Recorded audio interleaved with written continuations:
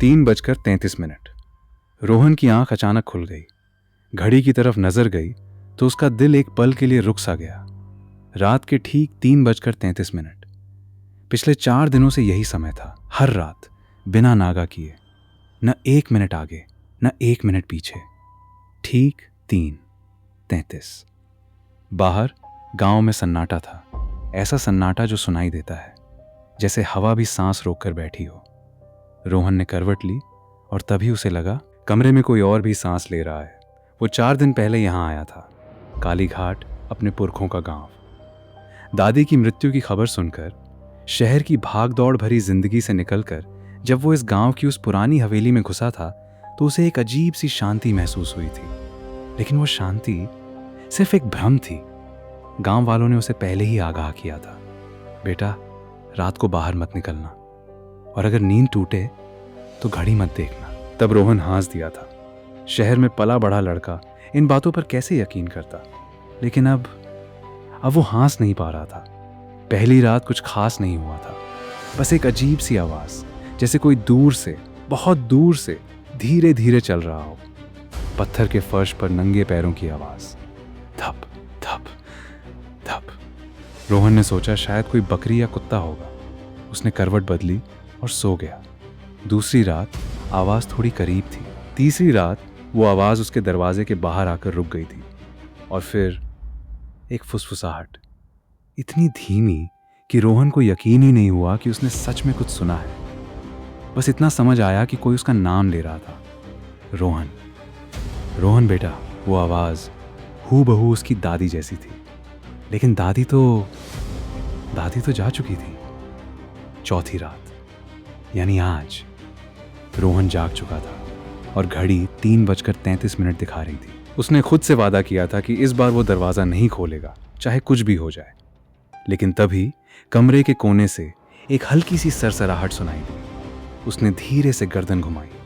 कोने में अंधेरे में कोई बैठा था, एक परछाई जो इंसान जैसी थी लेकिन इंसान नहीं थी। उसका सिर घुटनों में झुका हुआ था और उसके कंधे धीरे धीरे हिल रहे थे, जैसे वो रो रहा हो। रोहन की सांसें अटक गईं। उसने पूरी ताकत लगाकर बिस्तर के पास रखा टॉर्च उठाया और उस कोने की तरफ रोशनी डाली। वहां कुछ नहीं था, बस एक पुराना टूटा हुआ आईना जो सालों से दीवार से टिका खड़ा था, धूल से ढका हुआ। रोहन ने राहत की सांस ली, लेकिन तभी टॉर्च की रोशनी में उसने आईने में अपना ही चेहरा देखा, और वो चेहरा मुस्कुरा रहा था। रोहन खुद तो मुस्कुरा नहीं रहा था। उसने टॉर्च गिरा दी। कमरा फिर अंधेरे में डूब गया। दिल जोर जोर से धड़क रहा था और दिमाग में बस एक ही ख्याल घूम रहा था, यहां से निकलना है, अभी, इसी वक्त। वो दरवाजे की तरफ भागा, लेकिन जैसे ही उसने दरवाजा खोला, सामने का नज़ारा देखकर उसके पैर वहीं जम गए। बाहर का गलियारा वो नहीं था जो उसने 4 दिन पहले देखा था। दीवारों पर लगी तस्वीरें बदल चुकी थीं। हर तस्वीर में, हर फ्रेम में एक ही चेहरा था, उसका अपना चेहरा।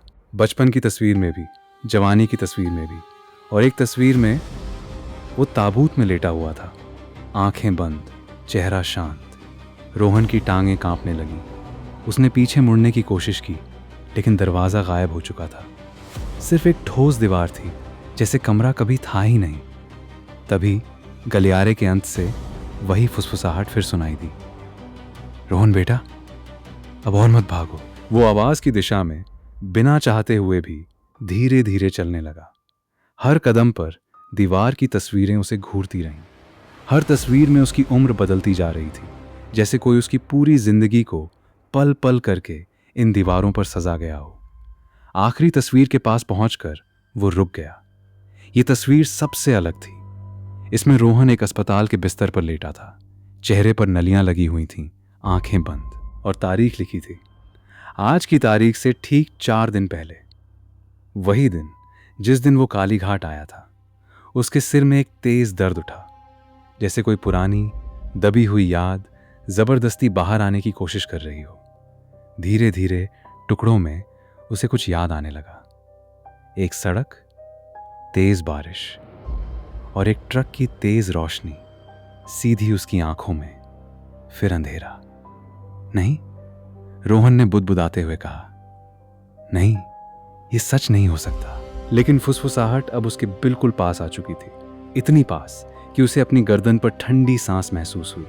उसने धीरे से पीछे मुड़कर देखा और वहां उसके सामने दादी खड़ी थी। लेकिन उनका चेहरा पूरी तरह सही नहीं था, जैसे किसी ने उनकी शक्ल को कागज की तरह मोड़ दिया हो और फिर वापस खोल दिया हो। कुछ जगहों पर सिलवटें रह गई थीं, कुछ जगहों पर चेहरा बिल्कुल भी नहीं था, बस एक खालीपन था।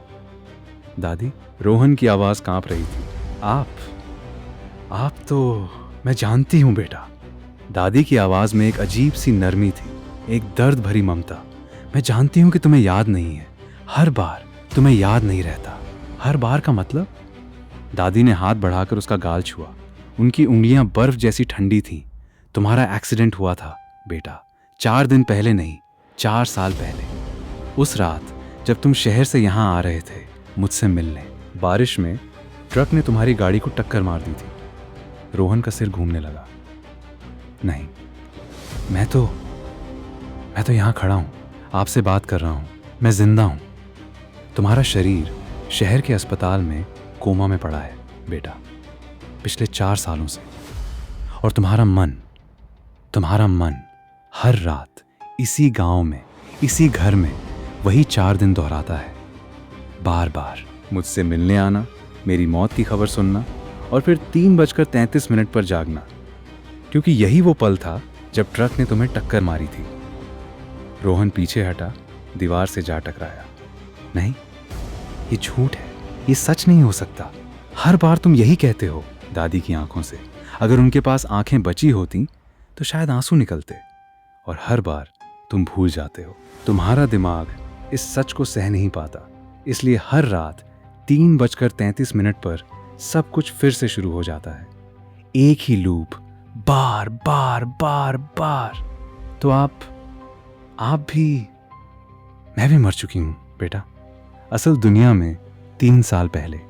लेकिन तुम्हारे मन में, तुम्हारी यादों में मैं अब भी यही हूं, क्योंकि तुम मुझे जाने नहीं देना चाहते और मैं भी तुम्हें जाने नहीं देना चाहती। इसीलिए हम दोनों यहां फंसे हैं, इस घर में, इस लूप में, इस अंधेरे में। रोहन के गाल पर आंसू बह निकले। तो इसका मतलब मैं कभी यहां से नहीं निकल पाऊंगा?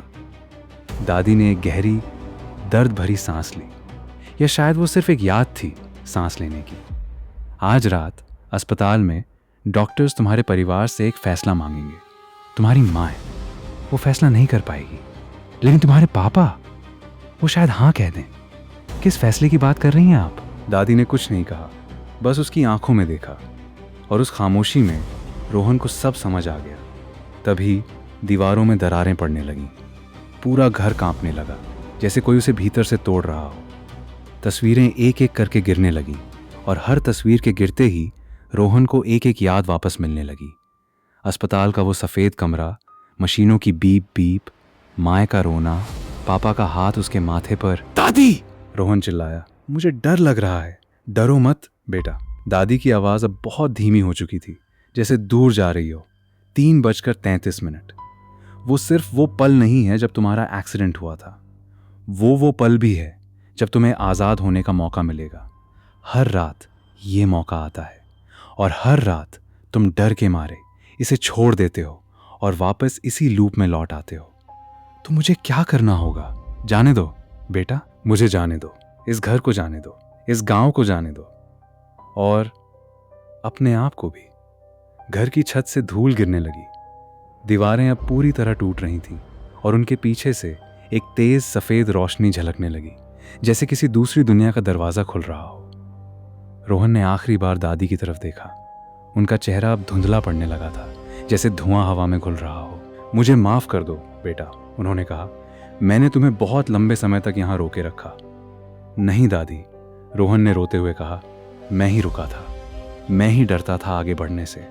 रोशनी अब पूरे कमरे को निगल चुकी थी। रोहन की आंखों के सामने अंधेरा छाने लगा, लेकिन इस बार यह अंधेरा डरावना नहीं लग रहा था। यह अंधेरा शांत था।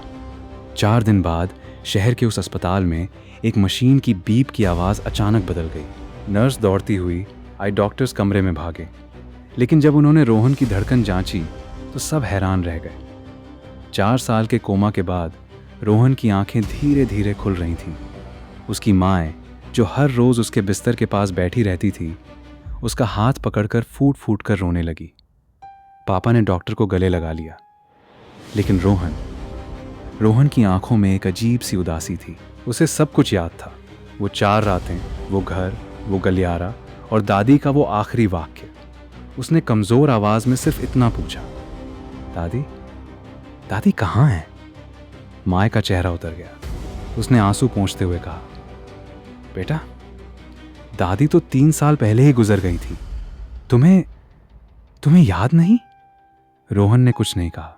उसने बस खिड़की की तरफ देखा, जहां से बाहर का आसमान दिख रहा था, और उसे लगा जैसे बादलों के बीच एक बहुत पुरानी, बहुत जानी पहचानी परछाई मुस्कुरा रही है। आखिरी बार। आज भी कालीघाट गांव में रहने वाले लोग कहते हैं कि उस पुरानी हवेली में हर रात ठीक 3:33 पर एक हल्की सी रोशनी जलती है, कुछ पलों के लिए, और फिर हमेशा के लिए बुझ जाती है। शायद कोई और भी है जो अब भी वहां उसी पल में फांसा हुआ है, अपने आज़ाद होने का इंतज़ार कर रहा है।